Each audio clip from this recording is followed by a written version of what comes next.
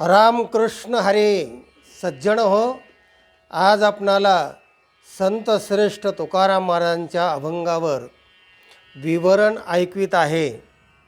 अभंग आहे, बुद्धीचा पालट धरा रे काही.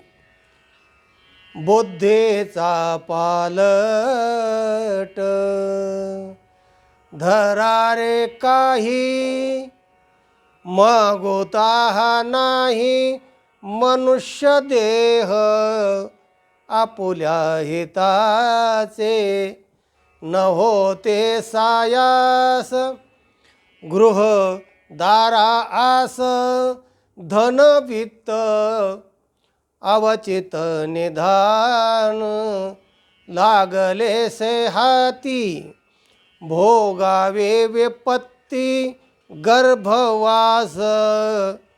यावे जावे पुढे ऐसेची कारण, भोगावे पतन नरकवास. तुका म्हणे धरी आठवया देही, नाही तरी काही बरे नव्हे. बुद्धीचा पालट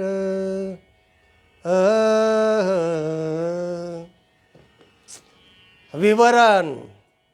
तुकाराम महाराज म्हणतात, बाबांनो, मनुष्य देह दुर्लभ जाना, शतवर्षाची गणना, त्यामध्ये दुःख यातना. असा हा मनुष्य देह आहे. एका सुभाषितकाराने वर्णन करताना असं म्हटलेलं आहे, आहार निद्रा भय मैथुनंच सामान्यमेतत् पशुभिर्नराणां. ज्ञानम अधिको नराणां विशेषो ज्ञानेन हीन पशुभिः समाना. मनुष्य देहाला ज्ञान दिलेलं आहे, इतर प्राण्यांमध्ये नाही. ज्ञानम अधिको नराणां विशेषो.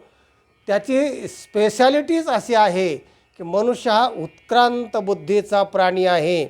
त्याने ती आपली योग्यता सिद्ध केली पाहिजे. जर त्याने ती केली नाही तर तो इतर प्राण्यासारखाच प्राणी आहे. तेव्हा मनुष्य देहा ऐसा निध, साधेल तरी साधा सिद्ध. करो निप्रबोध संत पार उतरले. मनुष्य देहाचं निधान सापडलेलं आहे.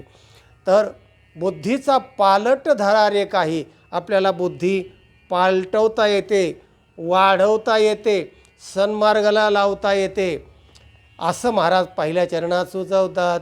बुद्धीचा पालट धरा रे काही. काहीतरी धरा ना, कारण मागोता नाही मनुष्य देह.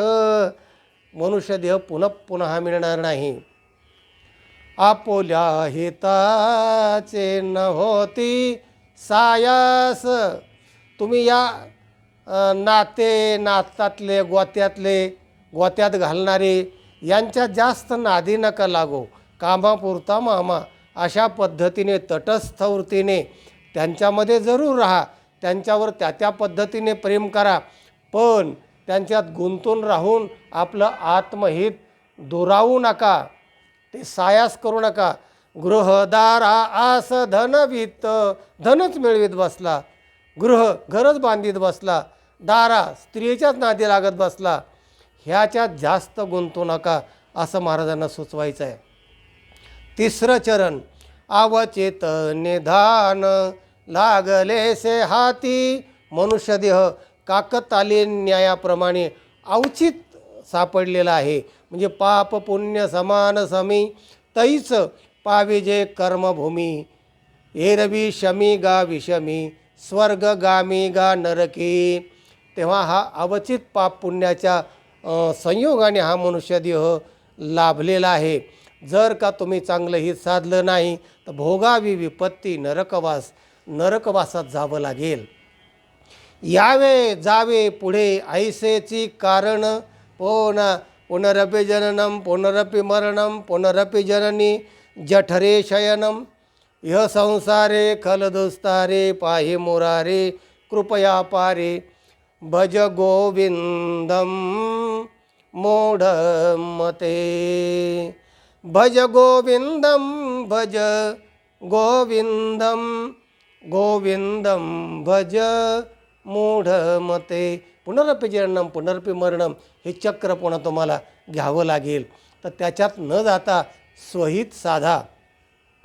तो का म्हणे धरी आठवया देही. या देहामध्ये आठव धर की जेणे हा जीव दिला दान. तयाचे करीन चिंतन जगत जीवन नारायण. गायन गुण तयाचे तो या भिवरेच्या तीरी. आठवया धरी आठवया देही, नाही तरी काही बरे नव्हे. जर का तू या देहामध्ये काय आठवलं नाहीस, आत्महित पांडुरंगाचं ध्यान मनन चिंतन जर आठवलं नाहीस ना, तर काय तुझं बरं नाही. खंती ते न करा होणे गाढव कुत्रा. तर पुढच्या जन्मामध्ये तुम्हाला काही पण व्हावं लागेल असा इशारा तुकाराम महाराज या अभंगामध्ये देतात. आणि म्हणून बुद्धीचा पालट धरा असा या अभंगाचा तात्पर्य अर्थ आहे. हा व्हिडिओ इतरांना पाठवा, लाईक करा, चॅनलला सबस्क्राईब करा. ज्ञान ऐकत रहा, ज्ञान वाटीत रहा, आनंदी रहा. रामकृष्ण हरी.